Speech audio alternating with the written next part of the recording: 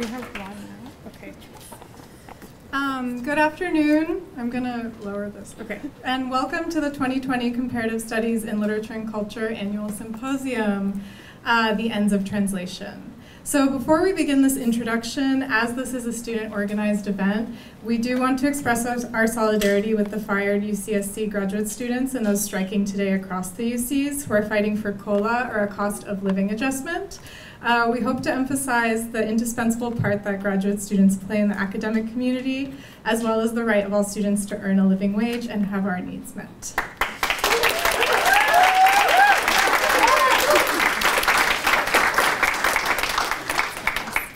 So, with that in mind, it is our immense honor to welcome you to our symposium and to introduce this year's keynote speaker, Dr. Emily Apter, who is the Silver Professor of French and Comparative Literature and the Chair of the Comparative Literature Department at New York University. In addition to her appointment at NYU, Professor Apter has held teaching positions at UCLA, Cornell University, UC Davis, and Williams College. She has served as the president of the American Comparative Literature Association, is a member of the advisory board for the Institute of World Literature at Harvard, and has been invited faculty at the European Graduate School, Cornell School of Criticism and Theory, London Graduate School, the University of St. Gallen at Switzerland, NYU École Normale Supérieure in Paris, and the Dartmouth French Institute. She has served on the advisory boards for some of our field's most influential publications, and since 1999, she has been the series editor for Princeton University Press's Translation. Apter's publication history is equally impressive, and with multiple books that are now staples on comparative literature and translation studies syllabi across the country. To name just a few of her many scholarly contributions to the field, Apter's work includes The Translation Zone, A New Comparative Literature, Against World Literature on the Politics of Untranslatability, and the English edition of the Vocabulaire Européen des Philosophies, Dictionnaire des Intraduisibles by Barbara Cassin, which she co-edited with Michael Wood and one of our distinguished speakers at tomorrow's faculty panel, Jacques Lezra. Most recently, she published Unexceptional Politics on Obstruction, Impasse, and the Impolitic, which was released by Verso in 2018. She is currently working on her next book, provisionally entitled, What is Just Translation? So, as you can see, it is nearly impossible to sum up all of Professor Apter's achievements and publications in this introduction. But even in this abbreviated form, it is plain to see from the breadth and variety of her scholarly contributions that she is one of the most prolific and influential thinkers of our time. Her work makes real and current interventions into the fields of translation studies, political theory, comparative literature, and others, so much that it is difficult to locate her within one discipline or one subject. Her scholarship questions not only the divisions that lie within the university, as well as the divisions perhaps between languages themselves and between translation and its outside, but also the borders of the university and academic spaces. In a recent article justifying the humanities, she's written the following. The institutional structure of the university has become a problematic site of adjudication. Problematic because the university finds itself increasingly called on to nullify the kind of moral equivalence argument, both sides-ism, that has emerged as the signature ethic of Trumpism, even as it finds itself increasingly unable to legislate the world or know its laws. To justice the university is to study the untranslatables across languages and cultures that baffle its laws and leave us pondering the contradictions, the differend, that code switches between nullified determinations of universal equivalence, untranslatability, and positive values of political equality that redress reproductive forms of injustice in education and the punitive society at large. Through deploying translation as medium and mode of thought, Apter's work interrogates both disciplinary and university boundaries and highlights the need to linger in zones of untranslatability, illegibility, conflict, and contradiction, not to clarify or resolve them, but instead to consider the generative and interventionist potential of these transformative ways of thinking. Indeed, it seems such acts are becoming increasingly necessary in such precarious times. In this sense, Apter's work lingers in yet another boundary or space of crossing that we hope to consider over the course of our symposium, that which resides between theory and practice. Her writing pulls real ethical and political concerns to the fore of any consideration of translation, underscoring the urgency of mobilizing translation and untranslatability in order to probe and reconsider the ways in which knowledge is produced, circulated, categorized within, outside of, and at the borders of the university. These spaces of crossing and the necessity of dwelling in the interstices of theory and practice have served as a foundation of this year's graduate student organized symposium. Through and in response to the work of Apter and others, we have sought to collectively consider what we have deemed the ends of translation. Using this framework, we aim to emphasize the multiple intersections of translation and politics, while actively highlighting projects that think across linguistic, mediatic, generic, and disciplinary boundaries, many of which you can hear firsthand tomorrow at our graduate student panel, so I encourage you to come if you're free. This insistence upon multiple interwoven perspectives attests to the deeply collaborative nature of this event, which has been brought to life through cooperation and exchange between faculty and students both in and outside of the classroom, as well as in extracurricular reading groups where we read Apter's writing in dialogue with other contemporary works of translation theory. These dynamic interactions have sparked not only critical questions for our scholarly practice, many of which we will address tomorrow at our faculty panel, which I also encourage you to attend, but also enduring friendships among colleagues. This need to think translation collectively has emerged in part from the renewed interest in translation theory and practice at USC. This symposium comes only 2 years after the introduction of the Graduate Certificate in Translation Studies, housed within Comparative Studies in Literature and Culture. As USC continues to develop as a site for exciting and novel conversations around translation, we envision the symposium as a way to both commemorate and continue to inspire the dialogues that many of us are invested in as both scholars and practicing translators. As a testament to the disciplinary crossings that Dr. Apter's work encourages, we are lucky to have an incredible number of sponsors for this year from varying fields and disciplines. We would like to thank USC's Departments of American Studies and Ethnicity, Cinema and Media Studies, Comparative Literature, East Asian Languages and Cultures, English, French and Italian, Latin American and Iberian Cultures, and Slavic Languages and Literatures, as well as the Francophone Research and Resource Center, Graduate Student Government, the Levin Institute for Humanities, the Max Cod Institute for Austrian, German, and Swiss Studies, the Visual Studies Research Institute, and finally, the Comparative Studies in Literature and Culture doctoral program. Without you, this event would not be possible.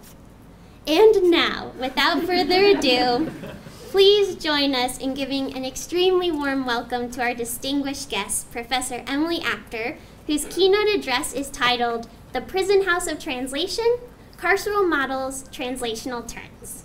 Thank you.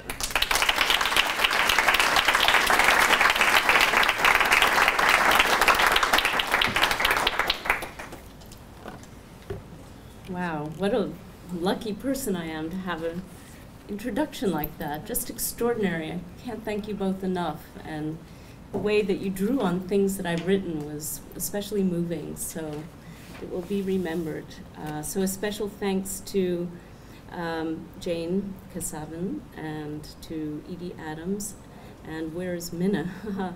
Minna, who has just coaxed me through, yes, get on the plane, yeah, you'll be fine, arranged my travel, done so much. I really, Minna Kaneko, is that how you pronounce it? Yeah, I really, enormous thanks to you, and to Olivia Harrison for taking on a response without a paper in advance.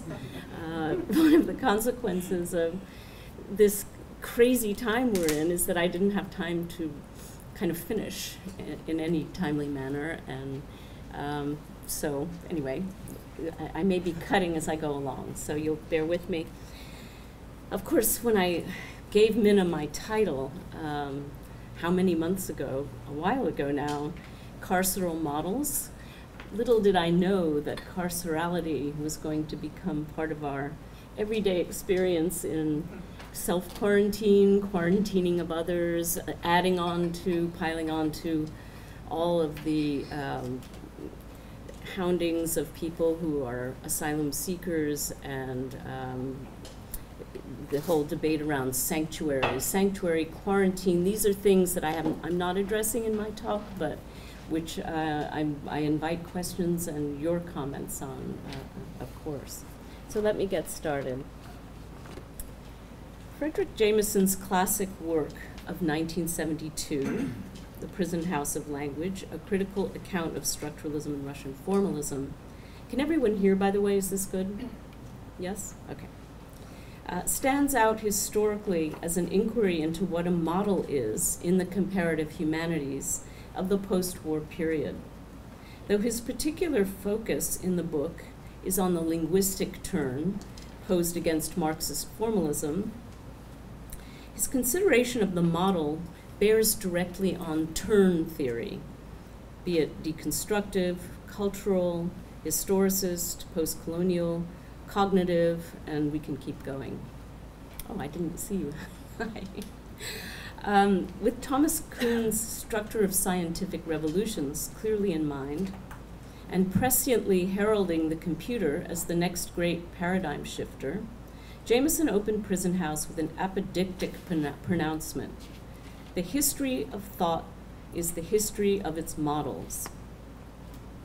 Classical mechanics, the organism, natural selection, the atomic nucleus or electronic field, the computer, such are some of the objects or systems which, first used to organize our understanding of the natural world, have then been called upon to illuminate human reality. For Jameson, the model lives within a certain life cycle. In its early years, it achieves stability, serving as a medium through which a new view of the universe may be obtained and cataloged. Later, however, the model starts to decline. And I won't read all of this, but can go towards the ending. So the big stress test for him of the structural linguistic model occurs after it sweeps through the other disciplines, usurping textual approaches enshrined in older traditions of philology and stylistics. And he says, nothing could be more fitting, one would think, than the application of linguistic methods to literature, itself essentially a linguistic structure. Yet the older stylistics, that of Spitzer and Auerbach, Jean-Pierre Richard, worked much more closely with the verbal texture of the work itself. We find ourselves ultimately before the conclusion that the attempt to see the literary work as a linguistic system is in reality the application of a metaphor. I just should mention that for historical purposes, he mentions Auerbach here. Jameson did his dissertation with Eric Auerbach at Yale in 1961. The topic was Sartre, the origins of a style. Read, and this will come back kind of at the end of my talk, read in the context of the banal business of 50s sort of standardization, conformism. And I'm going to mention a translation case at the end that concerns Max Weber, who he also wrote about. So just kind of retain that in your minds. Jameson's attunement to the metaphoric status of the linguistic in the structural turn is striking. The metaphor complicates what a model is, drawing attention to the blurred boundaries of where its materialities lie, the difficulty of delimiting its pragmatic uses, the challenge of gauging the positive effects of its modes of cognition, research, and critical practice. One of his central points is that models are ideologemes, devices or fictions that produce epistemes, or thought systems, that catalyze the zeitgeist and stand ever at risk of being tipped into the dustbin of history. Language proves especially hard to demystify as an ideological superstructure because its structure, its materiality, is comprised of language itself. This peculiar status is conveyed by a phrase that he puts in exclamation marks, language as a model, to rethink everything through, once again, in terms of linguistics, exclamation point. In his narrative of superseded models, language occupies a unique position. Though it can be regarded as just another model, a common denominator of, say, Freud's parapraxis, J.L. Austin's performative utterances, Chomsky's transformational grammar, Peirce or Saussure's semiotic signifying systems, Russian formalist morphology, and the list could go on. It's also exceptional, since it avoids the pitfalls of what he calls methodological substantialism that beset other theories, say of culture or society, prone to taking themselves as autonomous subjects. Jameson wants to problematize the ontological priority, that's his phrase of language, its self-positioning in a pre-Hegelian, pre-Marxist phase of philosophy. Though set up as a dialectical critique of how structuralism and Russian formalist projections give rise to a philosophical formalism, as the extreme point of that general movement everywhere in modern philosophy away from positive content, that's his phrase, this is a text that also demonstrates its own strangely unmediated relationship to the premier metaphor of its model, namely the carceral one. It's hard to underestimate the impact of the master trope of the prison house on literary theory, and yet nowhere in the text is it directly addressed. At least I read pretty carefully, I didn't find it. Someone out here might. Foucault's research project on penal institutions, undertaken with Pierre Vidal-Naquet and Jean-Pierre Domenach in 1971, was in full tilt as Jameson was completing the book, and those Surveiller et Punir, the discipline and punish, and the birth of the prison, Foucault's dissection of discursive power structures within corporeal subjection, would not appear until 3 years after the publication of The Prison House of Language. Jameson acknowledges Foucault's work on the asylum as a space of quarantine in Madness and Civilization, A History of Insanity in the Age of Reason, which was first published in 1961. And yet, no dots are connected between The Prison House of Language and Foucault's prepossessing description of the madhouse at Charenton. If Foucault figures in the text, he's there to illustrate what is flawed in the structuralist project. For Jameson, Foucault epitomizes a relativistic practice of historicist decoding, with language playing a starring role as that which representationally implodes after the classical period, subsisting thereafter in historically stranded, if occasionally overlapping systems of discursive figuration. Jameson's critique of structuralist thinkers entangled in metaphors that confuse and conflate method with object of inquiry ultimately leaves unspared his own premier metaphor of the prison house of language. For let us not forget that the expression prison house of language was predicated on a translation, a controversial one, that would afford a significant episode in the narrative of the translational turn. Part of the reason stems from its being an undiagnosed symptom of what Jameson criticizes as philosophy that lacks self-consciousness of the object with which it is concerned, that's his phrase, and which ends up, and I quote, drawing its own eye without realizing it, end quote, in the manner of a language game, say, of Wittgenstein. Such games, in his view, deal not with language in the absolute, but only with the linguistic habits of philosophers who, quote, turn their minds carefully inside out like old pockets in order to see what practical examples may be found there. Now, whether or not one is convinced by Jameson's selective assignment of self-reflexivity to form, in some instances what he calls buckling the buckle, produces critical self-consciousness, in others it doesn't, as in the case of the linguistic metaphor. But it remains a central perplexity of the text that he never directly addresses, this carceral metaphor that brands the model. The fact that its origin lies in a translation is left obscure. The prison house opens with an epigraph grafted from Nietzsche's late notebooks, 1886 to 87, and often included in editions of The Will to Power. We have to cease to think if we refuse to do it in the prison house of language, for we cannot reach further than the doubt which asks whether the limit we see is really a limit. The original German, wir hören auf zu denken, wenn wir es nicht in dem sprachlichen Zwange zu tun wollen. Wir langen gerade noch dem Zweifel an, hier eine Grenze als Grenze zu sehen, was translated by Walter Kaufmann. We cease to think when we refuse to do so under the constraint of language.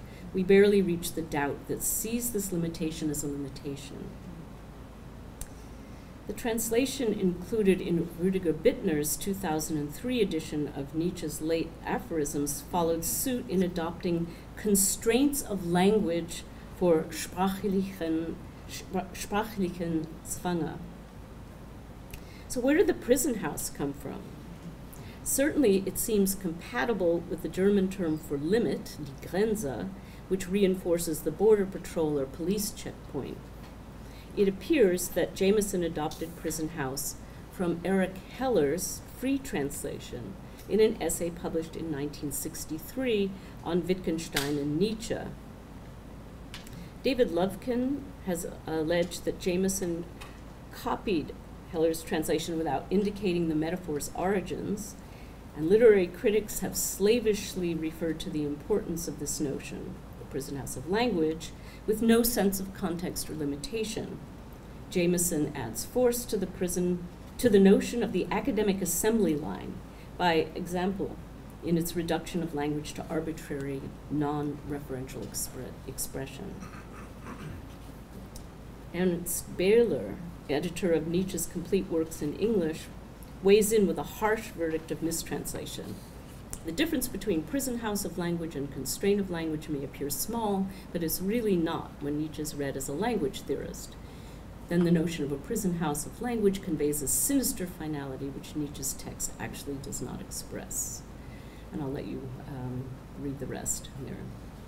The critics then concur in their judgment that Jameson misread the notion of limit in language, overreading its carceral restriction, underestimating its fungibility as a porous boundary, which is to say, borrowing from Thomas Tressai's, an interiority engendered by the necessity of its own transgression.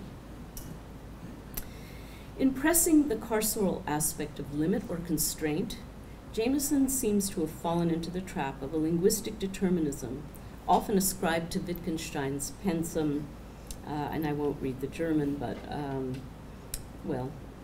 the variation, wovon man nicht sprechen kann, darüber muss man schweigen. What can be said at all can be said clearly, and whereof one cannot speak, thereof one must be silent.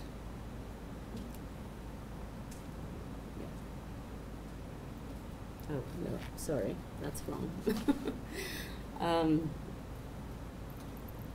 The phrase is frequently taken to mean that language limits thought, or that all thought that falls beyond the pale of logical expressibility is best consigned to silence, to the ineffability or ungraspability, to the great outdoors of nonsense, Unsinn, the not worthy of sayability or translatability. The logical positivists added an empiricist realist twist, allowing for cases where things that might not be stated might nonetheless be empirically shown. And it was in that spirit that Otto Neurath produced the Wittgensteinian gloss, Man muss ja schweigen, aber nicht über etwas, translated loosely by A.J. Ayer, one must indeed be silent, but not about anything. So, This book title was and continues to be read, albeit in a skewed, literal, and perhaps unjustified way, as an endorsement of the idea that language is a prison. In his review of the book in the Yale Review the year it came out, Jonathan Culler begins by citing Jameson's epigraph in relation to Jeffrey Hartman's observation that to go beyond formalism is as yet too hard for us. Culler says that Jameson's recourse to a world of essences that only history itself understands, drawn from lived experience and the life cycle of capitalism, from mercantile to post-industrial, fails, he says, to solve the prisoner's no, he doesn't say that, I do. Fails to solve the prisoner's dilemma, since, as Foucault has argued, history is always already, and this is Culler, subject to the determinations of historical discourse, and remains a mode of discourse open to formal analysis.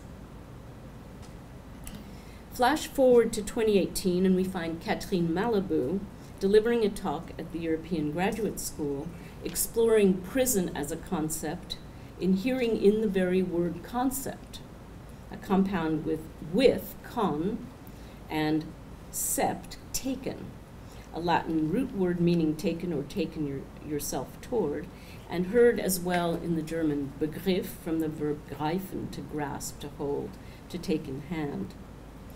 Prison reverts to the prehensile, to the handle that grabs, that takes something, pris in French. The figure of philosophical capture is one of Malabou's guiding threads. She begins actually by acknowledging the prison house of language as one of her sources. She traces the idea, since Plato's cave, of life as prison, calling out the complicity between the closure of concepts and the idea of life's essence, as in Heidegger's terms, a state of originary captivity, manifestly oblivious to its own purpose or possible freedom. Life defaults to routine, repetitive habit, what Marx would call subjective alienation. Being in jail, for Malabou, is not only the endgame of the prison industrial complex, summarized by Michael Hart's contention that, quote, prison is our society in its most realized form, and that capitalism is a global prison. It's also, and here we return to the Jameson model, a state of being trapped in language. And actually, Malabou recalls us to Roland Barthes' inaugural lecture at the Collège de France in '77. He probably never read Jameson's Prison House, but he makes a very similar argument, and in fact, an even stronger one. He thanks Foucault for making his election to the Collège possible, and then he turns to the topic of power, which of course is Foucault's signature theme, noting that libido dominandi, the desire to dominate, the lust for government, exists, quote, hidden in any discourse, even when uttered in a place outside the bounds of power.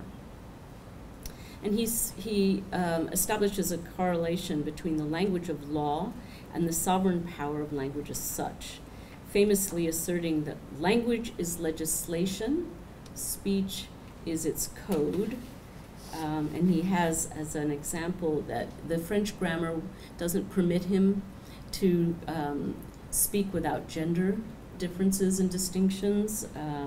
He says the neuter and the dual are forbidden to me. And he also talks about how the power differentials instantiated by the choice of address, so tu and vous, the formal, and has a whole kind of class system built into it. And he says, so social or affective suspension is denied me.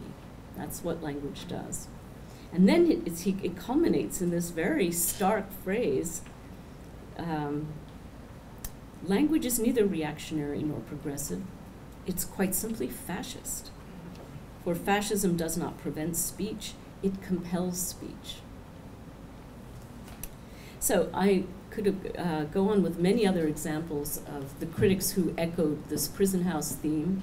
But I would also say that think about Jameson writing this, and again, strangely unmentioned, at a time when actual prisons are very much in writings. They come out of Martin Luther King's speeches. They come out of Eldridge Cleaver publishes Soul on Ice, written from the Folsom prison in 1965. It's published in '68 and becomes this kind of incredible rallying cry for the Black Panther movement and many social movements. And Attica, where are my slides here? There's Soul on Ice. This is Attica during the prison attack. They're shooting down.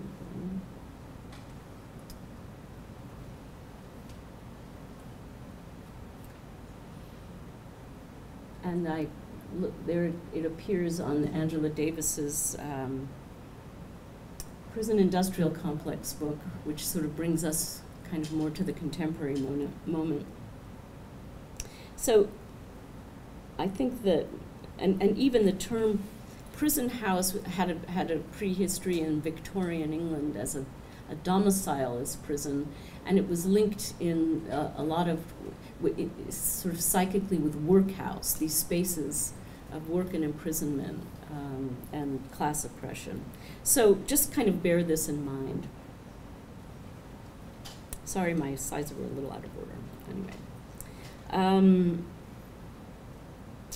So this is to underscore that Jameson's prison house model of the subject persists as walled in, unable to escape discursive laws and hierarchies, or the a priori condition of grammatical deep structure. And yet, if we return to the original Nietzsche quote, doubt is cast on this presumption of internment in language, rather than being entrapped in linguistic structures, further held by the constraint of the permanent present. This is Saussurean synchrony, and Jameson has a whole argument about that. Nietzsche's subject of language arguably transforms the structure into a holding environment for a limitless prospect of deferred or deposed ends. It's as if Nietzsche were saying, if we want to think, we must resolve to think with and through the limit otherwise. In place of a totalizing allness, there would be refracted lines of flight that lead perception, intuition, or affect via other languages or translation to limitless modes of expression, to intimations of the unthought. To interpret Zwang in this way, as this constraint, as the possibility of a self-transcending constraint whose medium is translation, makes of translation something of a jailbreaking trope, akin to Karman, in the Sanskrit term, and its Latin variant, crimen. And I'm now evoking Giorgio Agamben's brilliant reading of both terms, which signify crime and accusation. Together, they wean the act for him from an Arendtian tradition of moral action. He derives from Karman a gesture capable of release from agencement, from the infinite chain of causality and consequence devolving from the Kantian analytic of finitude. This freedom through kind of an inoperativity has implications for jurisprudence and systems of justice, insofar as it models the conditions of impossibility governing the imputation of fault or crime. Karman, for Agamben, names the impossible to judge, or justice without ends, and that's a kind of model on the order of Kant's finality without ends, or Walter Benjamin's mediality without ends, or pure means. It affords a promissory space outside time and territory, while at the same time serving as a mechanism that unbinds causative sequence. It's really against a certain kind of causative necessitarianism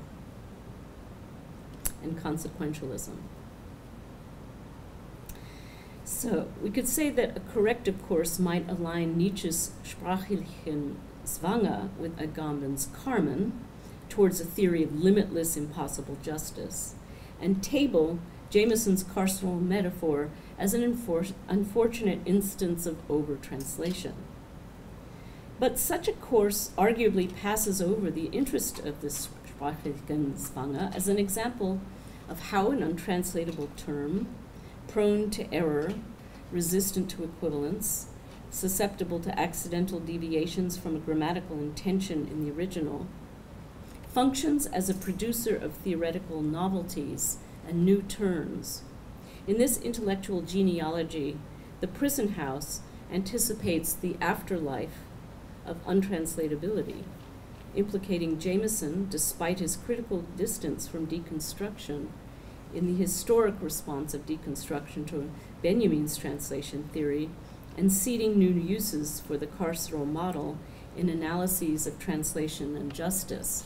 And I'm kind of looking at Peggy here because I have quite a bit on the deconstructive story in this, but I don't think I have time. I think it would be better to keep moving and maybe return to that for tomorrow's roundtable. But I will say that Derrida's compelling reasons of the task of the translator set in motion a translation turn that builds out a philosophical philology that spans Heidegger, Spitzer, Gadamer, George Steiner, Peter Zandi, Agamben, Jean-Luc Nancy, and later Samuel Weber, Peggy Kamov, Shoshana Fellman, Barbara Johnson, Werner Hamacher, and Barbara Cassin, and the list goes much longer, but I just bring them up. Insofar as they renew ties with the Babelic tradition of plural languages in dissonant unison, infinitely completing and incompleting each other. And in his own gloss on Benjamin's notion of pure language, reine Sprache, Derrida maintains that pure translatability manifests itself as something like the untranslatable. He says, comme intraduisible. It's this foregrounding of the as if untranslatable that provided the impetus for a field that emerged in the late 90s and 2000s and occasionally qualified as untranslatability studies.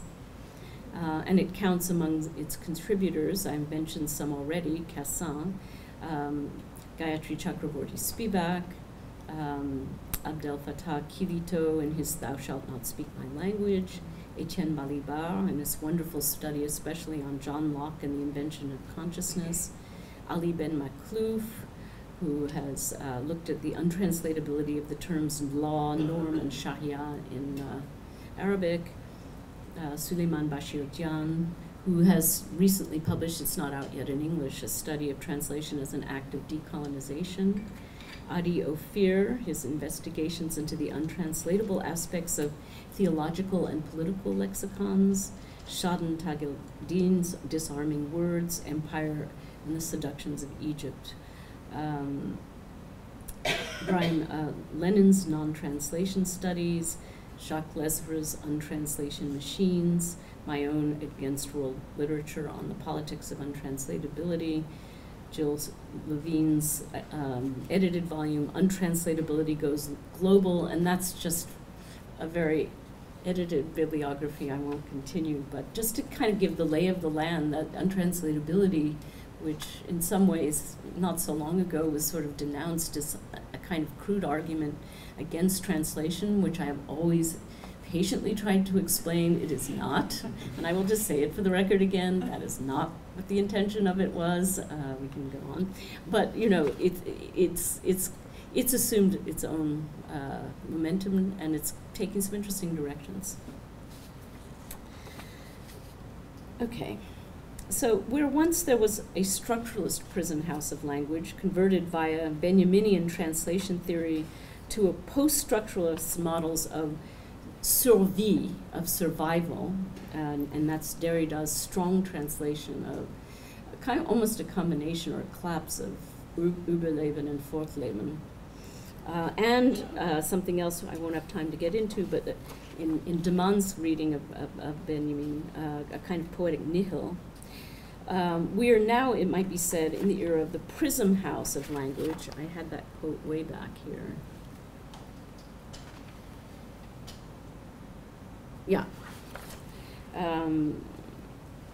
With the notion of prismatic translation drafted from this initiative launched at St. Anne's College in Oxford in 2015, powered up with the resources of data mining and sophisticated software.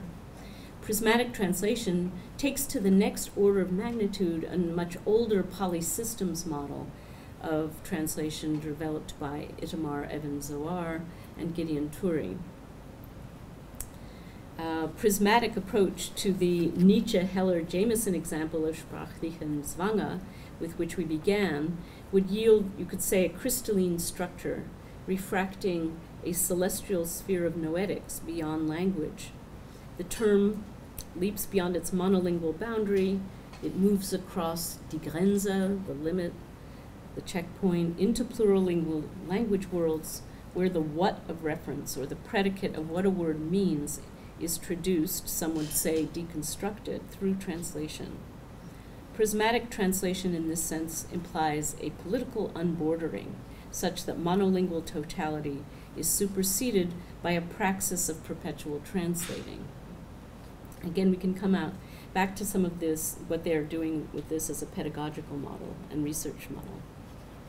Okay, I'm nearing the last section, or I am at the last section. If the translation turn has alighted on a philosophically oriented practice of theorizing in untranslatables, or translating infinitely through prismatic parametrics, it might seem time to retire the carceral language model popularized by Jameson's readings of structuralist and Russian formalist projections. But not so fast. The prison house returns, or returns, at other regional points on the curve. In post-colonial theory and Black Lives Matter movements, especially in relation to the raced histories of punishment and penal incarceration. LGBTQI theory, the denomination of non-binary subject pronouns across languages.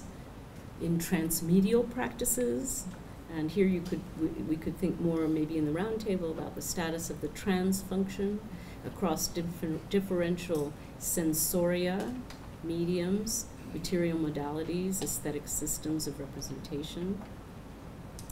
My own recent work, as was mentioned in the introduction, is connected to the carceral model in examining how translation is weaponized in policing, armed response, or the processing of asylum petitions, how it's embedded in judicial and juridical vocabularies of defense, public and personal safety, detentional zoning, punitive damages, and constitutive theories of justice.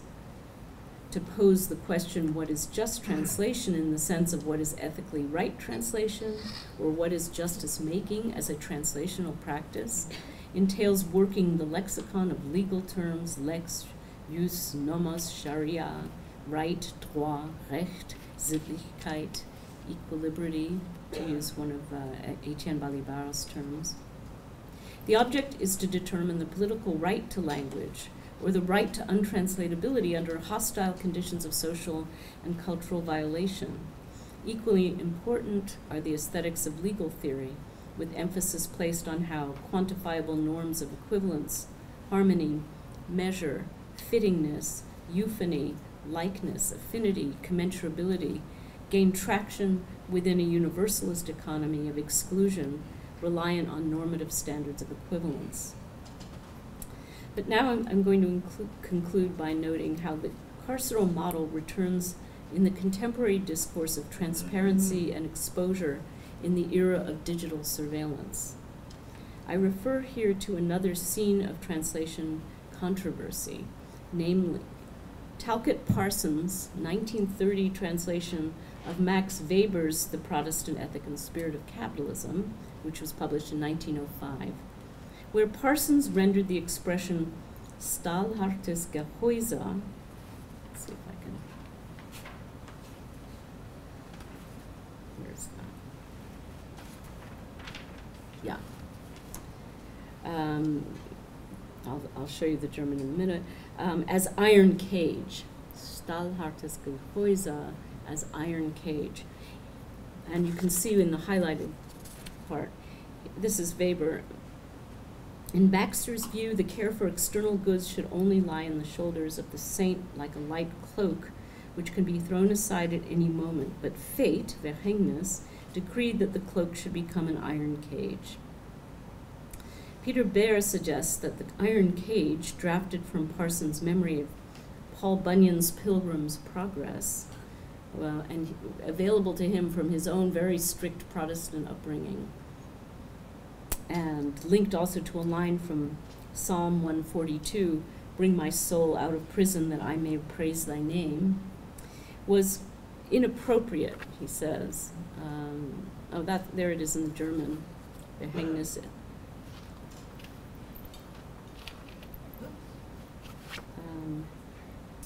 Okay, my slides, I'm sorry, I'm just really going too quickly.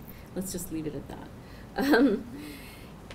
Yeah, he says that this was inappropriate because the despairing man of Bunyan's creation and the inane specialist of Weber's are asymmetrical figures.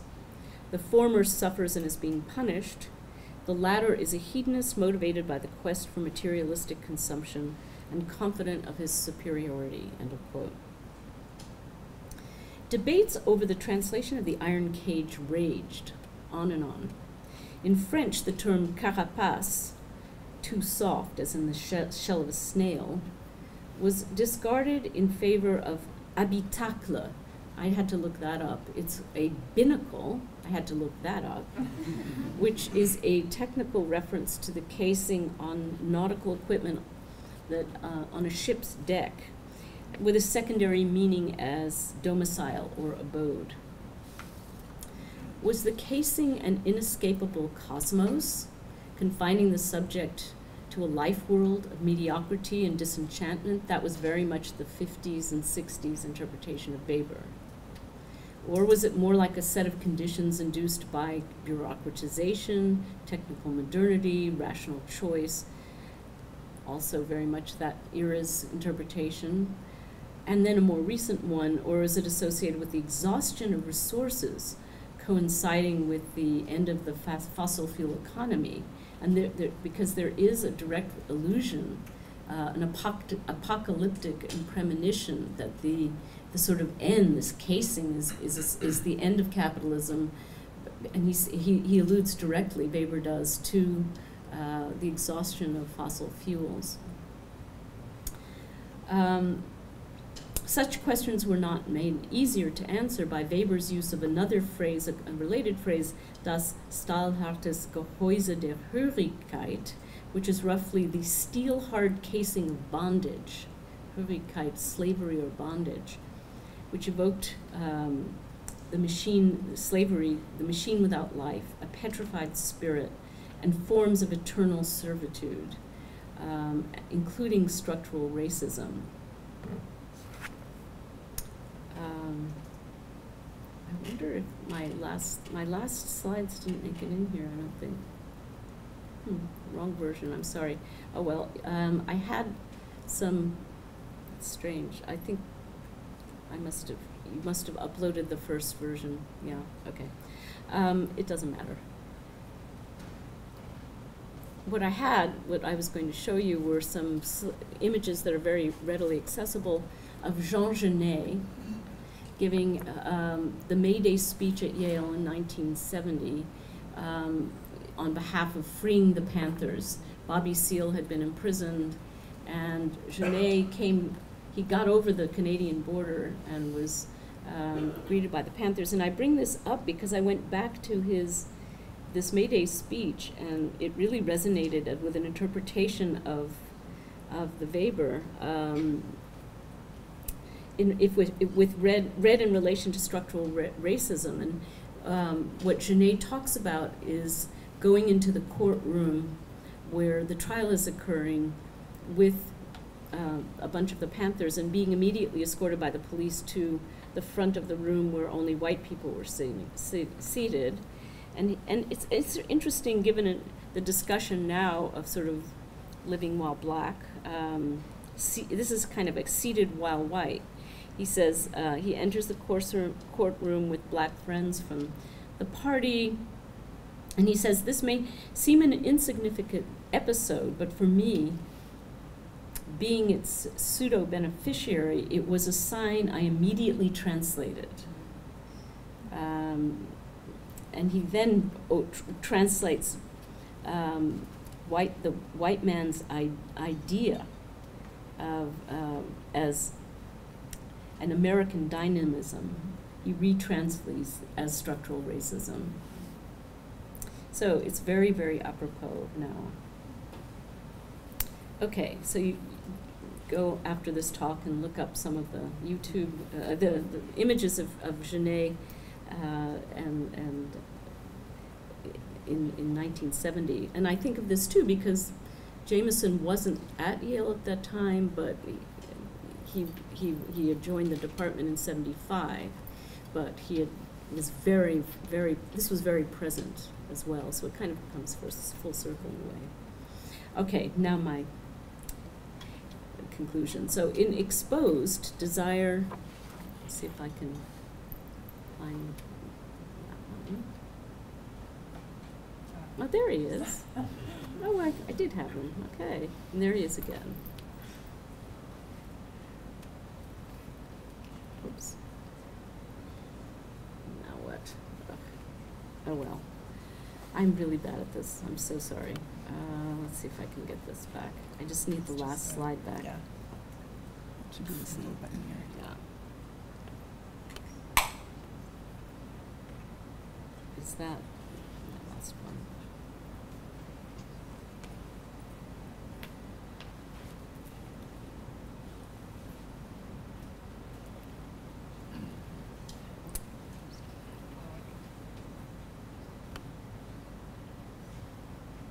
All right. No, that's Baylor. I knew the one before. Oof. You really have to.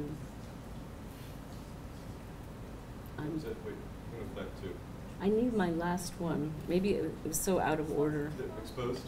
Yes. Yeah, there it is. Yes. Thank you. Okay. All right. We're going to make it. This is like a humanities person doing slides. It's just so embarrassing. All right. Okay. I didn't want to read on and on. Okay. In Exposed, Desire and Disobedience in the Digital Age, Bernard Harcourt repurposed the iron cage as preeminent model for his analysis of the expository society, grounded in the paradox that all-around access to information restricts freedom of movement, and he's thinking of tracking devices, GPS, and produces a panoptical condition of enhanced surveillance. Harcourt allows that the faulty, over-translated expression iron cage was foisted on Weber by Parsons, but for his own purposes it was, he says, a godsend.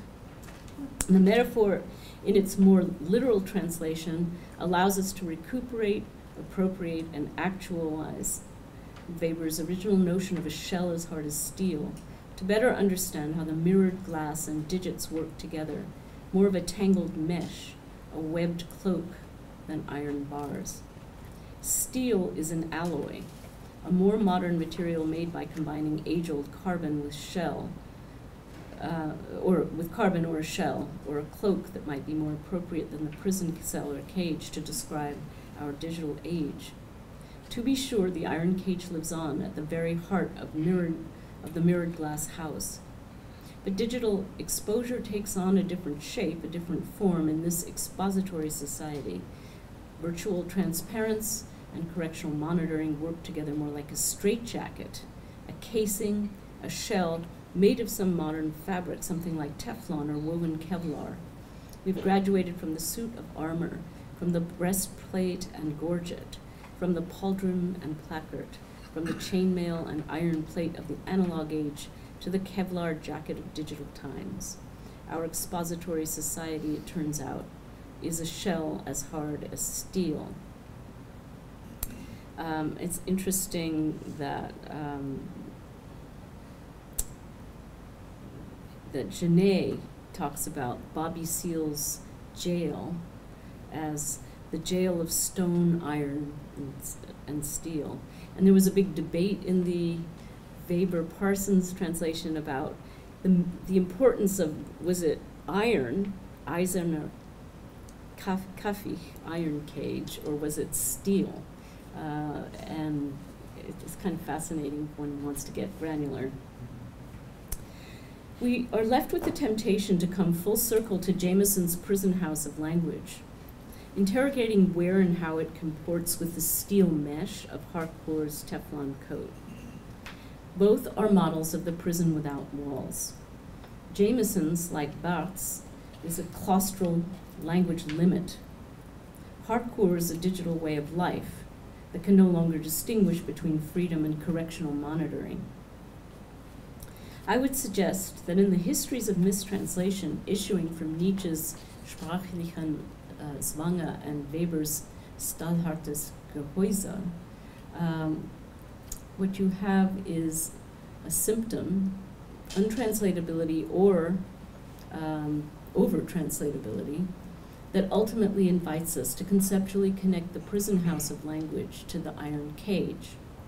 What connects them is a metaphor, or let's call it a model, the prison house of translation. It captures something about the humanities today.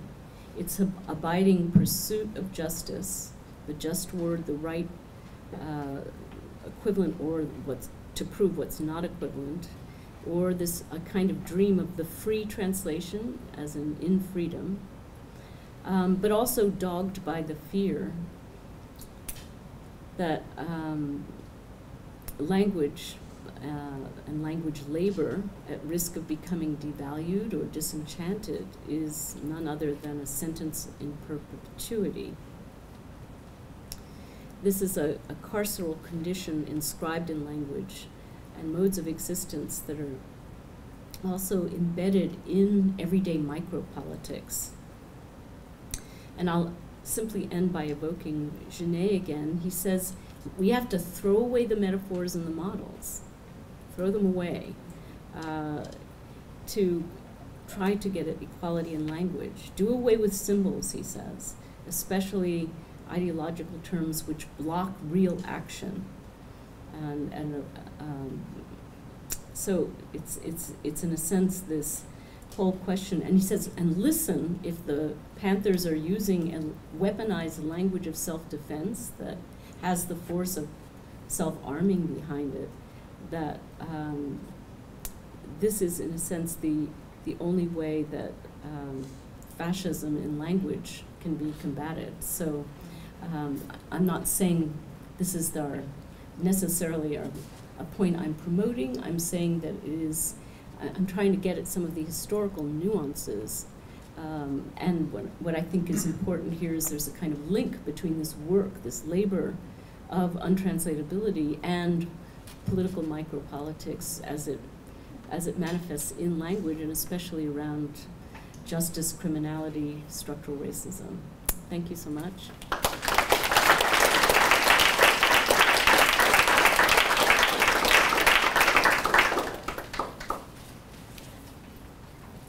Thank you so much for that incredible talk. Just so everyone knows the kind of structure for what's coming up next, we're going to have a faculty response, and then we'll use the remaining time for Q&A. So if you have burning questions, hold on to them. We'll get to them shortly. But for now, I want to introduce our faculty respondent, Professor Olivia C. Harrison. Dr. Harrison's research focuses on post-colonial North African, Middle Eastern, and French literature, film, and theory, with a particular emphasis on aesthetic and political affiliations between writers and intellectuals from the Global South. Her first book, Transcolonial Maghreb, Imagining Palestine in the Era of Decolonization, analyzes the representation of Palestine in Moroccan, Algerian, and Tunisian literary works and public debates from the 1960s to the present. She is currently working on 2 book projects, Indigenous Critique, French Anti-Racism, and the Question of Palestine, charts the emergence of the Palestinian question in France from the anti-racist movements of the late 1960s to contemporary art and activism. Tentatively titled White Minority, her 3rd book project analyzes the recuperation of anti-racism, including the Palestinian question, by the French alt-right. Co-editor of Soufflan Fa, a critical anthology from the Moroccan Journal of Culture and Politics, Olivia C. Harrison has translated essays and poems by Abdelkabir Khatibi Abraham Serfati, and Abdelatif Labi. So please join me in welcoming Professor Harrison.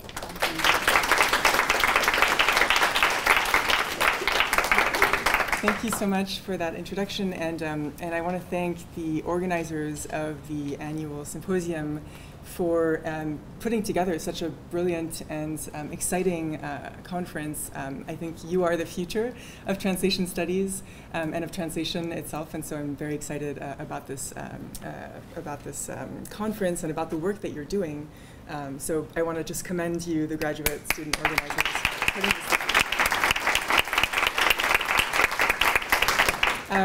So it's an honor, and thank you for inviting me to give a response to Emily Apter. Your work has been so important for me in thinking about translation and translation studies, and I did not indeed read your paper in advance, so I just put together some thoughts on the ways in which I think your work has really helped me think through translation in a much more capacious way, and to think through translation studies and even translation itself as a form of critique, actually. And I think that what you've presented here really speaks to that, to the critique, the critical potential of translation itself. So I did write down my remarks because I don't trust myself to not go over time if I extemporate. Emily Apter's work enables us to think of translation not merely as an object to be analyzed. As we know, translatio is the past participle of the Latin verb transfere, to carry across, but as a transitive performative action. Translation moves in a transitive sense. It also risks to displace. What is lost, what is gained in translation understood in this active sense? This is not simply a question of accuracy, of mistranslation, good translations or bad translations, but of translatability and what you call untranslatability. The potential of translation to move, shift, supplement the word it translates, but also its potential to obfuscate and alter it in potentially dangerous ways. Let me give an example that immediately points to the stakes and risks of translation in this expanded sense. I'm thinking of the détournement, the hijacking, of terms like colonization, decolonization, minority, by the far and alt-right in France, and as we know also in the United States and Europa at large. Terms like reverse colonization, coined by Renaud Camus, who's better known as the author of Great Replacement Theory, Le Grand Remplacement. Mutual or reciprocal decolonization, which we get from Alain de Benoist of the French New Right, and what I'm calling the white minority, to describe Jean Raspail's 1973 novel, The Camp of the Saints, for example, which is standard reading for people like Steve Bannon and Marine Le Pen. How is it possible, you might ask, for far-right thinkers like Benoist and Camus to deploy Gandhi and Fanon in defense of racial segregation and white supremacy? Can we even call such processes of appropriation translation? So I don't think it's productive to think of this simply as a question of mistranslation or even of a misreading. Pierre-André Taguieff uses the expression stratégie de rétorsion, strategy of retortion, a counterfactual, subversive appropriation of anti-racist discourse. My first reaction, of course, is to think that these critics simply haven't read Fanon at all, or that they're intentionally, cynically even, hijacking Fanon for their own ends. Take Benoist's call for la décolonisation réciproque, mutual decolonization, which somehow manages to invoke both racial theorist Arthur de Gobineau and anti-colonial thinker Frantz Fanon in calling for planetary segregation. We, the French, left Algeria. Now you, Algerians, Arabs, Muslims, should leave France. The word decolonization is the same. The meaning, the effect is the opposite of what Fanon intended. So the ends of the new and alt-right, I think, are clear. But what are the ends of translation? What does translation enable us to see? What does this mistranslation, the substitution of one term for another, allow us to understand about the present? So I don't want to minimize the substitutive violence of a form of translation that robs the colonized and formerly colonized of their interpretation of history by turning decolonization into its very opposite. This translational violence must be exposed and critiqued. But there is a real risk, I think, if we don't take such rogue acts of translation seriously, if we write them off as misreadings or as mistranslations. As Mary-Louise Pratt reminds us in her article, Language and the Afterlives of Empire, translation and untranslatability have been deployed at the colonial frontier since the 16th century requerimento, the proclamation declaring the conquered lands terra nullius, to the myriad practices of translation weaponized, to use Apter's term, at the colonial contact zone. This is from Weaponized Thought, a really wonderful article that Emily Apter wrote.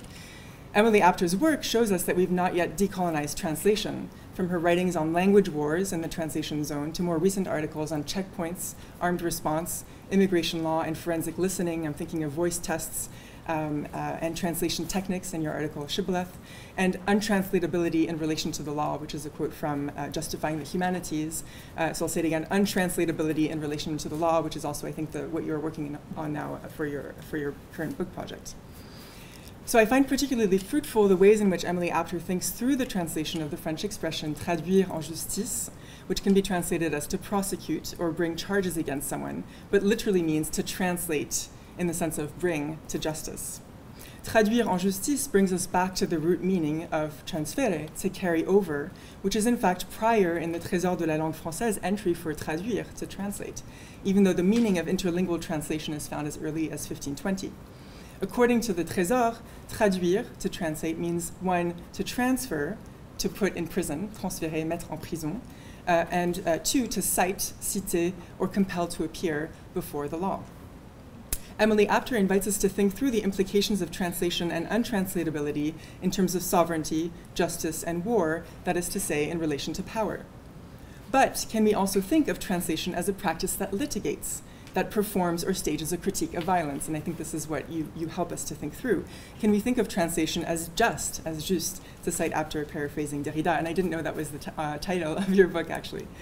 I'm thinking of Constance Farrington's translation of Fanon's Les damnés de la terre, The Wretched of the Earth, which hews so closely to the source text and yet also brings out Fanon's multidirectional critique of colonialism by transposing or translating the terms of racial discourse in the US, South Africa, the British colonies, and even Israel. And I'm thinking in particular of her insistence on translating the dyad colon indigène as native settler, or rather settler native, which is lost in, I think, the more recent translation of Fanon, which is better known. Something happens, I argue, in Farrington's translation. Of course, something also happens in Benoit's mistranslation of Fanon. As Apter puts it in Shibboleth, the politics of translation, quote, cuts both ways in contests of power. The difference, and it's an important one, is that Farrington makes visible the process of what Apter calls translational transnationalism. Benoit, on the other hand, renders invisible the substitution of one species of man for another, to quote Fanon against Benoit. In this case, the substitution of the erstwhile colonized for the colonizer. The erstwhile colonizer for the colonized. Benoit lifts the term decolonization from Fanon to speak of white supremacy in the present, but in so doing, he fortuitously reveals the presence of the past, this carrying over right from the past to the present. Can translation make visible the process of translation as performance, as a carrying over in the sense? Can it preempt what Apter has called the metaphor or metaphorization of the border and the erasure of violence this metaphor enables?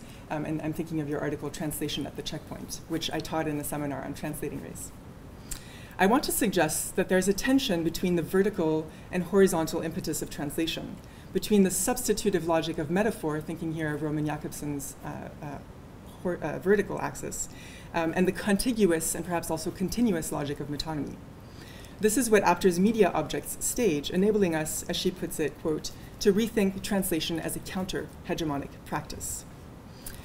I'm thinking of Khaled Jarrar's Palestinian passport stamp, which mimics and subverts the mobile checkpoints of Israeli sovereignty, Lawrence Abu Hamdan's forensic listening installations, which collapse and blur the boundaries between accented shibboleths, to use the title of your article, that act as evidence in immigration courts and in terrorism trials, or the official ending of Jordan Peele's Get Out, which you discussed in Armed Response, which plays with the viewer's expectation of police injustice without ever resolving those fears. So as you can see, the stakes are high indeed.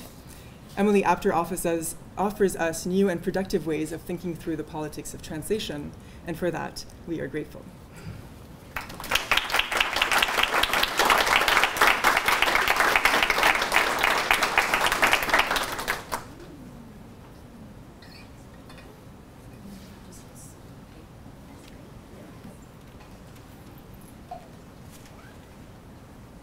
So we're now going to do Q&A.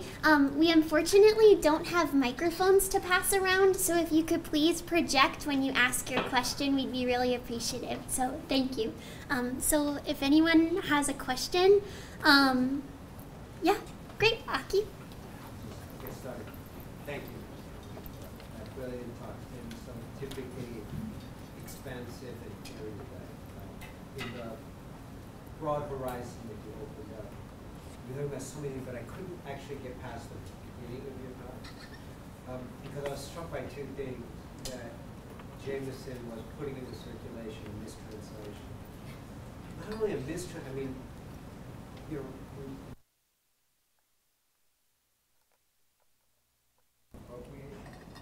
I don't know if adding a word into a passage that doesn't exist in the there must be some rhetorical trope for that. So I kept thinking, what would that be? You know, where you have inserted something into a translation that doesn't exist. I know it wasn't his translation. Being an asshole? What? Way of putting it. Being an asshole is one way. Thank you. I'm not hip to the vernacular lingo. Neither am I. That's very useful. This is a very dated expression. Yes. The other thing that I was struck by, though, in the title, which I for some reason never thought about, though, I've looked at it, is like, what is a prison house? You know? And I was struck by the weirdness of that phrase. You know, it sounds strangely comforting, you know, but awful at the same time. And it made me think of an anagrammatical form of that phrase, which is Heidegger's, you know, language is a house of being, right? Which is a very different, effectively a very different set rearrangement of the terms to mean something completely different that opens up in his letter on humanism. And it occurred to me that I can't for the life of me imagine what a prison house is. You know? And it made me think that the term itself, I'm sorry, I go here with it, but it's uncanny. I was thinking in my head, what might another translation of the phrase prison, or the word prison house be? You know? I was actually looking it up. What is a prison house? You know, Yeah, like, it's a building. You know, I started thinking about house arrest. You know, just such a could be so nice too, right? Like I would love to be on house arrest. So, I mean, there's a way in which these terms become so unstable. It did in the end take me back to Freud and the notion of the Heimische and the home as being this very fragile and sort of destabilized place. Prison house of language sounds, and I think where you go with, especially all those imprisoned activist writers, you know, Malcolm X and Aldous Cleaver and others for whom there is, you know, the prison becomes a certain place that precipitates a kind of liberation.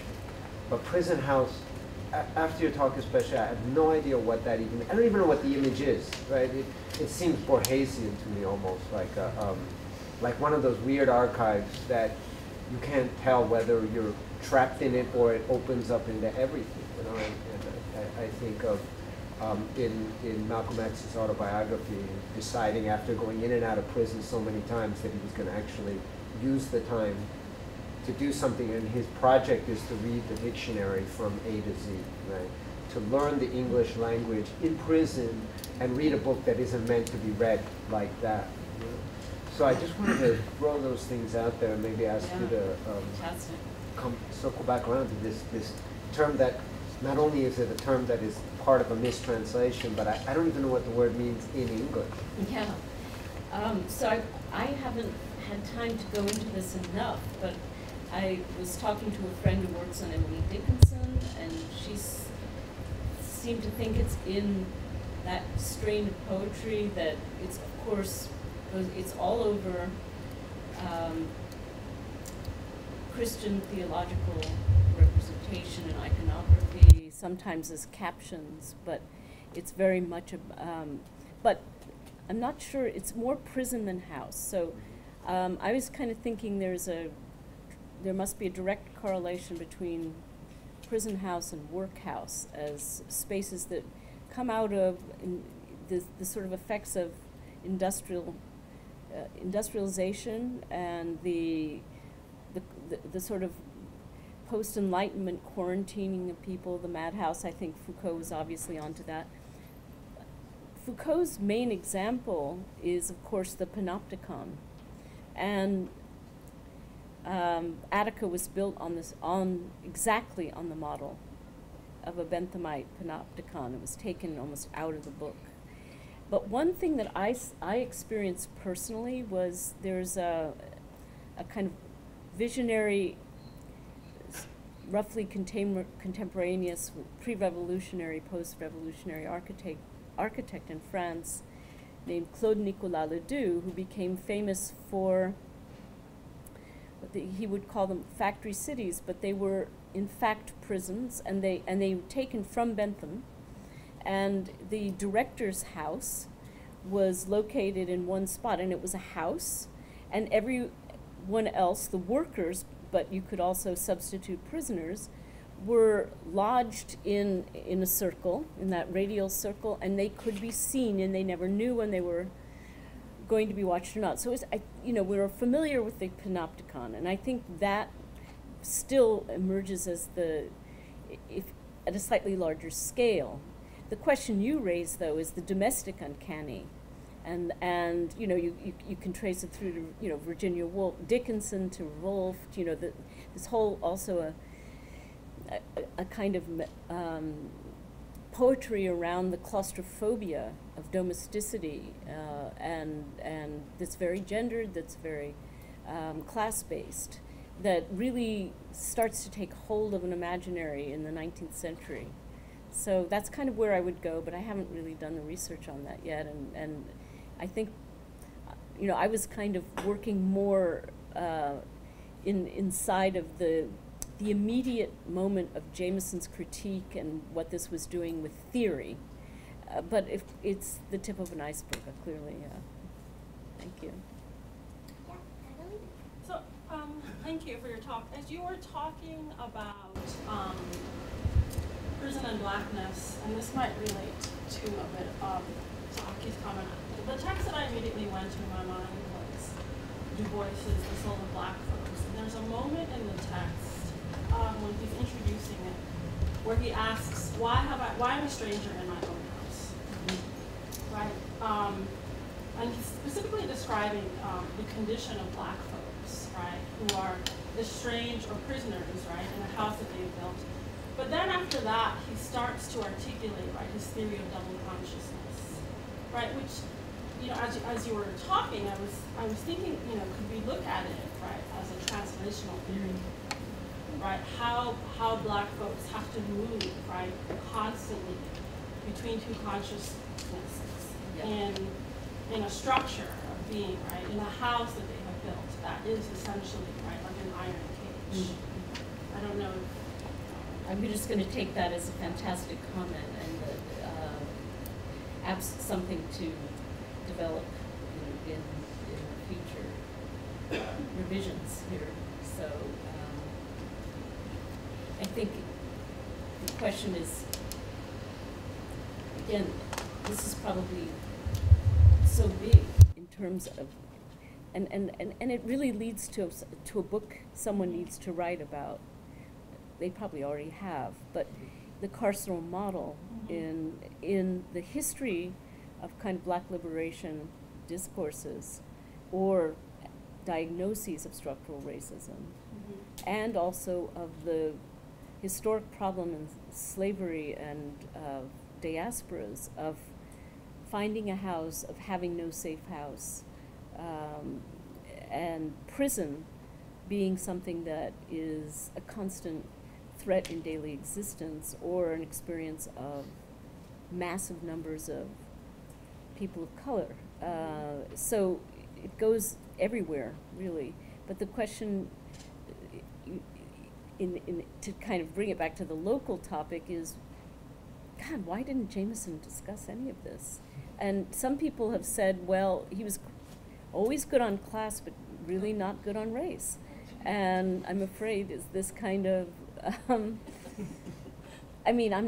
was in his 20s when he wrote this book. It's not, but even so, I guess that's why I brought up the immediate context he's living through, like, with this metaphor that then becomes taken up, oddly enough, so much for language and structuralism and what's going on screaming in people's experience and what's at hand and what's being published in newspapers about Attica and all this. That's just, it's extraordinarily occluded.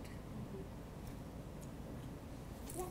Professor Apter, thank you so much for being here and for this keynote. I have a question that sort of relates back to the Nietzsche quote that you brought up with the German original, because to me, the in sprachlichen Zwange, to me, Zwang, because zwanghaft is compulsory, right? So to me, in my mind, that kind of translates as like thinking in a, like a compulsion to language, which then sort of made me think, especially drawing on Olivia Harrison's response, then I'm kind of thinking about if we could think of, or if you find it productive in any way to think of language and/or translation as a compulsion, and if then maybe, is there any productive way to move away from language? Because my mind immediately went to sort of Hippolyte's opacity, where it's sort of it's visual in his writing, right? But it's sort of, to me, it kind of parallels just like the colonial impetus to taxonomize, and we must name these people, and we must say who they are and who we are, and so on, right? And then to me, that is sort of this, that to me then kind of feels like the compulsion to name and the compulsion to put into language. And if we then sort of like see that as violence, I'm just curious if you imagine is there any productive silence or absence of language then? Absolutely. I mean, I think this would be something else that is behind that Genet pronouncement of, simply stop talking, or that realization that actions were translated, the sign of going into that courtroom, and it didn't happen at the level of language, it happened at the level of lived experience of race. And so, but the other kind of more psychoanalytic take on this is that translation is compulsive. I mean, language, sure, compels you in that Barthes sense of it.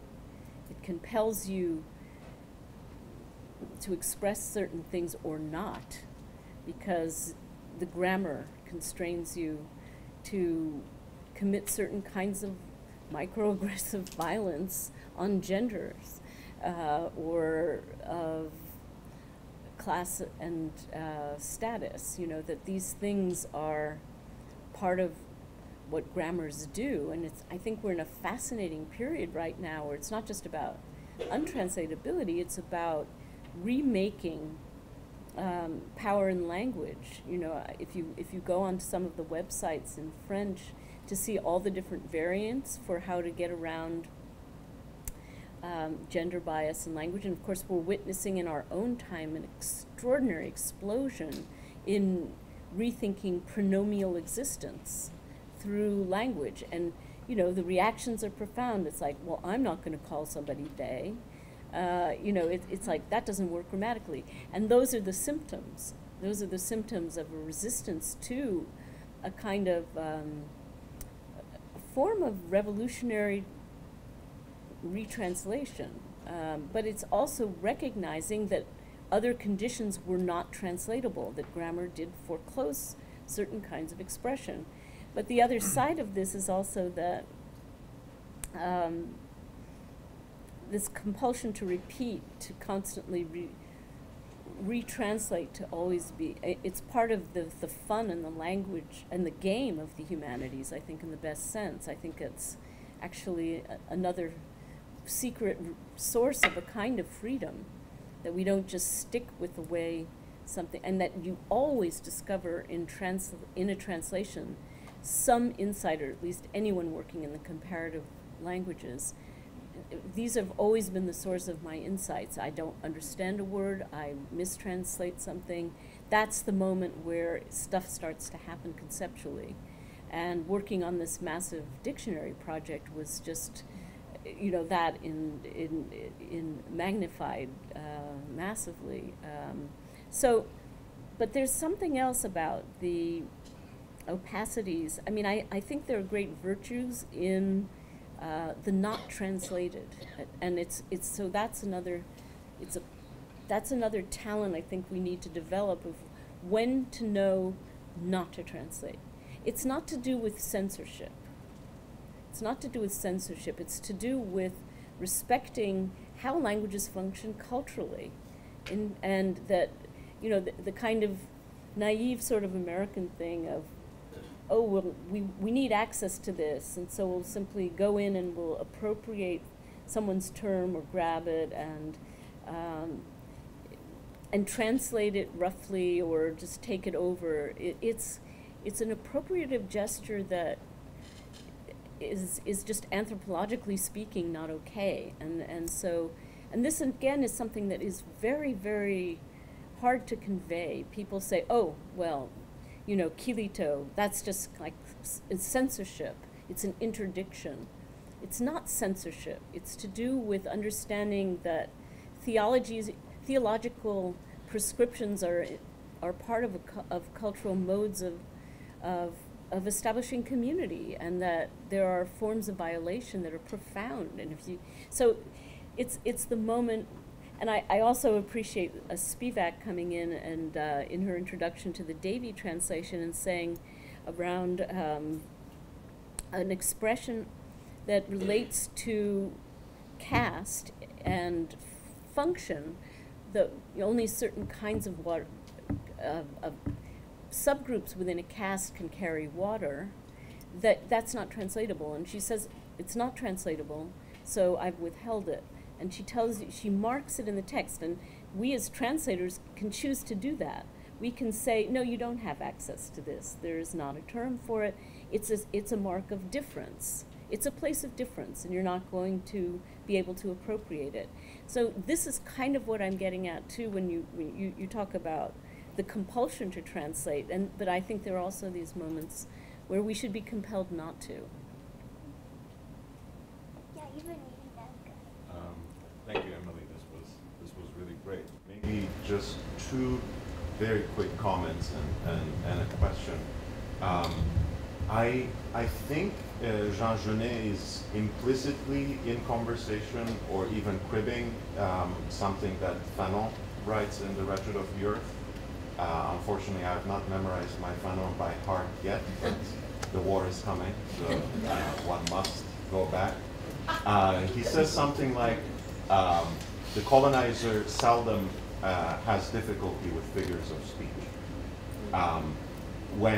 And this is in context of his argument about reclaiming very simple, even familial terms of language in the name of a decolonization, like calling each other brother, sister. So I have a sense, Genet was a decent reader and read pretty widely and voraciously. You know, sex wasn't his only appetite, I think. So that was just a quick comment. I'm also somehow, you know, appalled also not only by the national conversation, but someone like Jameson, who spent so much time in New Haven, would not hear those echoes in his own word choice. That seems even more troubling, you know, because New Haven has been a black city for a very long time, in addition to, of course, being home to Yale University.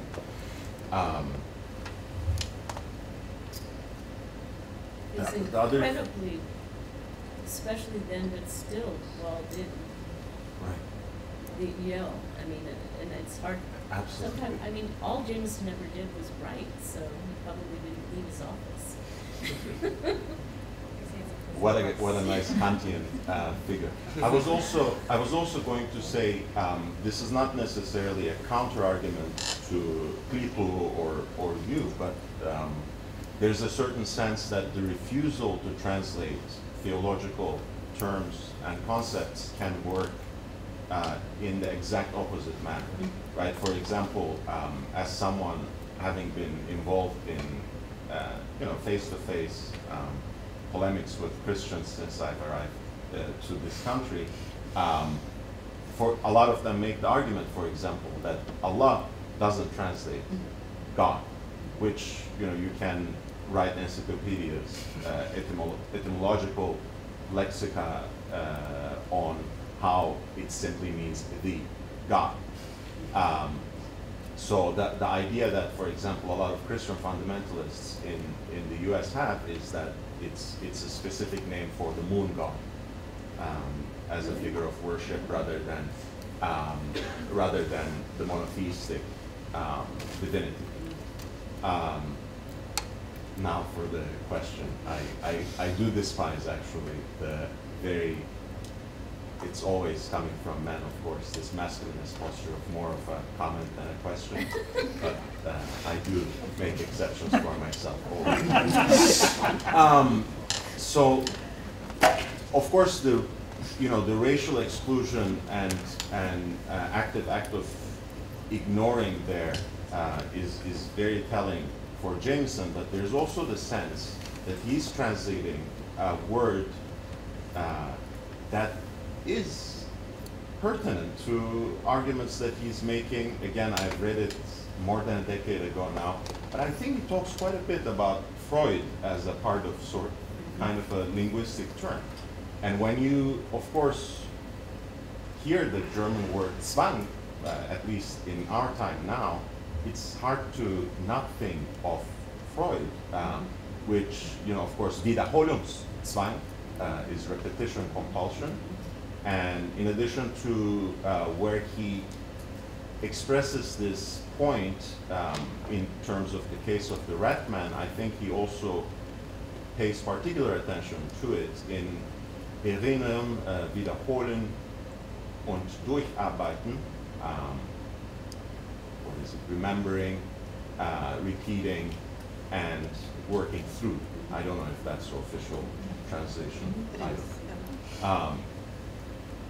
Where he makes the argument, actually, this repetition compulsion, Wiederholungszwang, is actually central to any concept of the drives that he articulates. So, do you at all make that connection as well in terms of how that seems to be that translation? And we all do it in epigraphs, I think, in a certain sense, right? Epigraphs usually are not footnoted for whatever weird reason. I don't know. But it seems really fascinating to me that he would not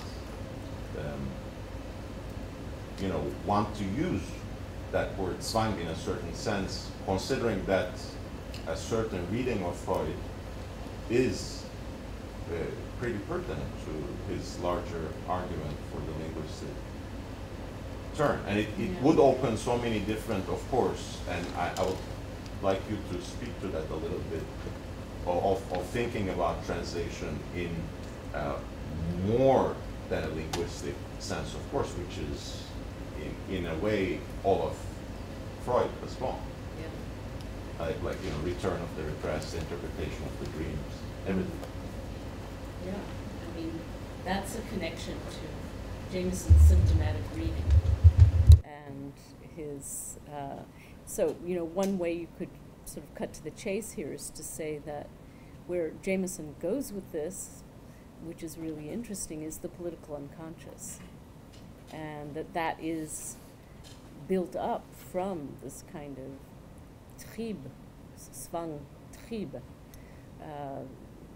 a kind of latent expression of drives through symptoms, and as a mode of reading that repurposes the hermeneutic depth surface model, and has been the subject of a lot of discussion around surface reading. So that would be one way. But yeah, I'd have to think more about this. I think I have a chapter in this book I'm writing, I haven't published it, but on Freud's language of mechanisms of self-defense and all the language. So I started to look at, again, a cluster of terms that we're seeing a lot in discussions of sexual safety. Like, where does that come from? So it comes from workplace safety law, hazardous waste, toxic waste. It comes from a strange conflation in the legal literature between discrimination, which was the origin of sexual harassment legislation, and sexual assault, which are two very different things that got collapsed. And then also the idea of workplace safety as toxic atmospheres, and from then in. And so, but one of the constants there is the question of the mechanisms of defense against it. And the defense mechanism and there's a fascinating thing in Freud's language of defense and defense mechanisms that is directly linked to this. So in a sense, I go back to Freud for a specific reason. I hadn't thought about the Wiederholungszwang, and I'm going to look into that. I think that makes a nice connection. But I don't think it's particularly significant in interpreting the prison house here. I think it really comes, maybe it comes to land later in the political unconscious. So real quick, we have about 15 minutes left, and I know there are lots of folks who want to ask questions. So we can obviously continue these conversations throughout the symposium if you don't get to ask the question, but I've seen a couple hands already, so I think maybe the best way to go about it is to have you all ask them in order, and then Professor Apter, if you can respond to all of them, if that doesn't seem too overwhelming, maybe we'll do like two. But like I said, we have a 2-day symposium for this reason, but if you could ask your question very succinctly, it would be much appreciated. So I saw Peggy's hand first, and then in the back if you two want to go first. So Peggy, if you... Oh, okay. So I really have a simple question. It's very feminine, according to Bailey, because it's an honest question out of ignorance. I was very interested in this notion of prismatic translation that you mentioned. And I just like, I wrote it down, I'll look it up, I'll do my research, do my homework. But, and I asked because a couple of years ago, I wrote something that was dealing with the way Heidegger translates, doesn't translate, or is translated, is not translated, and started thinking, why don't we have like a wikis for translation, right, where it's just would be sort of a totally collective, unlimited, growing thing. And I wonder if prismatic translation has any. There's my simple question. So, I'll be a little cynical. Universities are jumping on data, DH and data mining as the new, oh my God, what we say will become quantitative. And we don't have to try to justify ourselves in some more complicated way. But there's often empty calories inside these programs. Like, what do they do? I mean, sorry, Stanford folks, but a lot of this, if you try, really, are young 20-year-olds going to get excited about diagramming characters in Hamlet on a dendogram? Is that really all that exciting? Or proving that, translations increased in the 19th century and so good, you can be more rigorous about this passage into here and track more precise uses, fine. But is that the end game? I mean, I'm sorry, I just really feel like in the name of a scientific legitimacy, it's producing really boring work or these underwhelming conclusions. So that's my rant about that. On the other hand, in translation studies, it's the perfect tool. It is fantastic. Why don't we just have it? There should, of course, be wikis. The technology's there. With the dictionary, at the very beginning of working on the project, I found the group at Chicago that did the brilliant Encyclopédie.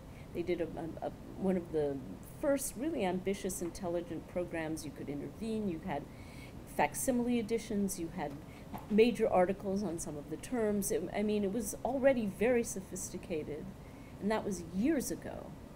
And I contacted them and they said, well, the dictionary is a perfect project for us. It wouldn't even be that hard. We have a lot of the software.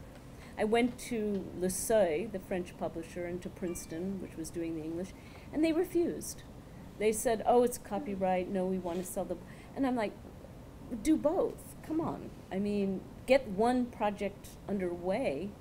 And, you know, it may now start to happen, but the idea is, the reason we took out European in the original French title, Dictionary of the Vocabulary of European Languages, a Dictionary of Untranslatables, was because we saw it as a wiki that would then become an active object, an active collaborative platform for research and pedagogy where people would be doing non-Euro languages, all kinds of things. It was a no-brainer, and but it's been very slow. So the prismatic people, they're interested in developing programs, especially across things like that have different scripts, you know, non-Roman alphabets and things like that, and they really want to get rolling something. So you could go into your classroom and have 16 translations of the passage, like in a click. Right now, it is time-consuming to go through, even with Google and everything, and find the, you know, compare which editions, but it's such a productive, easy way, and it brings students into language learning, and into thinking in languages, and it's just, and the technology is there. It's not necessarily perfect, but it's a no-brainer. So in that sense, I am very much in favor of using the kind of data tools we have, but to really use it with some idea behind it. Yeah, thank you for your talk. I also want to keep my question about locale or locational. I'm interested in the fact that Jameson, I think, would have been in San Diego at the time, at UC San Diego, perhaps writing this, at least when it was published, at a time when, I mean, Ruthie Gilmore documents well for California that there's a rise of prisons and incarceration here. What I want to, I mean, that I guess is a disavowed geography of the prison house, but becomes abstracted out for the United States in terms of mass incarceration. But taking it forward to his work in postmodernism, where he takes up another California location, the Westin Hotel, which he calls a new model for closure governing the interior, in part because it's made of glass. It can be seen through, but is separate. It reflects the city, but it is not of it. It's a tourist location, but there's no hospitality there beyond what you get from a good bellhop. Wasn't that the Bonaventura? The Westin Bonaventura downtown? Yeah. It wasn't the Westin. It wasn't yet the Westin. Okay, it's the Westin now. It was built in 1974, which would have been around this time. So I mean, I guess I wonder what California has to do with this. But these kinds of architectural, geographic models for the enclosure of language, then over 20 years of time, changes and doesn't change quite dramatically. Just wondering if you have any thoughts on that. I mean, I think that goes back to Akira's comment about the prison house, and then it suggests a fascinating continuity in his work, with accompanied by the same sorts of occlusions or non-seeing of, you know, the context being there somewhere at hand. You know, it's absolutely the locational set of conditions, but they are somehow either they are not seen at the time and they come in later, and then because they come in the classic big essay on postmodernism completely eclipses this, and the idea of the prison. I mean, I haven't studied this, but you're suggesting in a way that the prison of, I mean, Harcourt already touches this in the Philip Johnson glass house. He mentions this repeatedly, is the, you know, modernism and the glass house is a kind of, the transparency is another form of prison wall, and so maybe it would go in that direction, but then it gets claimed for the society of spectacle as it is realized architecturally in this atrium-like fishbowl thing at massive scale, which is also a form of repudiation of the urban, because it's this turning around. And so that, yeah, a new model of closure is fascinating to hook onto this. So I'm going to look into that, and if you have any further thoughts, you should email me.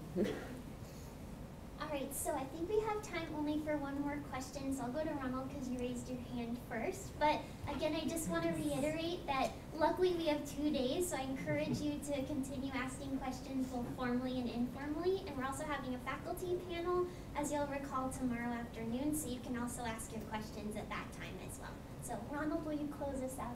Well, I mean, I guess I will now that I was going to cede my turn to somebody else, but thank you, Emily. It's lovely to have you here and to hear your talk.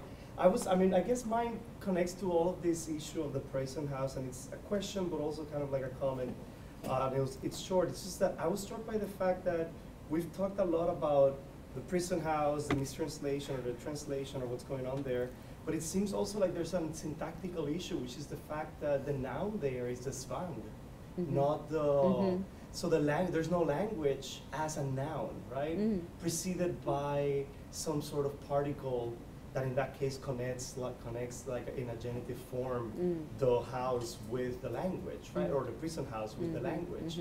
So instead, if we were to be translated as something like lingual duress, and evidently try to sell that book, right? Lingual duress, right? Like, but that would have had a future. Yeah, probably wouldn't have a future. But that I thought was kind of fascinating because it seems to precisely perform.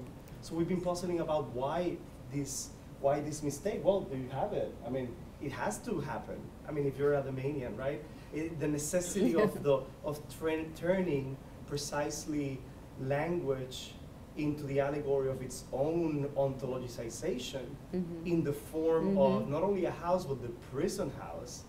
It's just too good and irresistible. So why would you go back to using it as an adjective when in fact what you need is not just the noun, but the double noun of two nouns, prison house. Yeah, I mean, it just seemed like the allegory of the whole thing was caught up already there in that little syntactical slide. So it seems to me that the work on this has just started. Yeah, thank you for the comment about the zwang and the fact that the sprachlichen is a qualifier, it's an adjective. It isn't the language, but prison house of language is what really takes it as the noun value that it's given is part of this massive skewed reading. Yeah. Thank you. Thank you, everyone. Okay. Well, thank you again to Professors Apter and Harrison and to everyone who asked those great questions, and also to all of our sponsors. So tomorrow, as we've mentioned a few times,